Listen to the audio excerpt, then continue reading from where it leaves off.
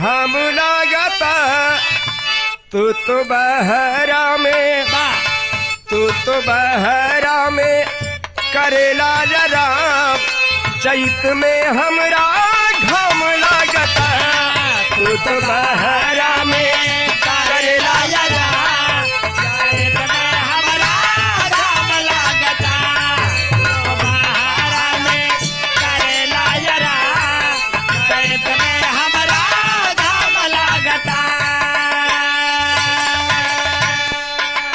ए बाबू तो तरज के राय रहल, लेकिन देखें कबीर कितना बढ़िया भाव लिखत हन। कैसे मास्टर?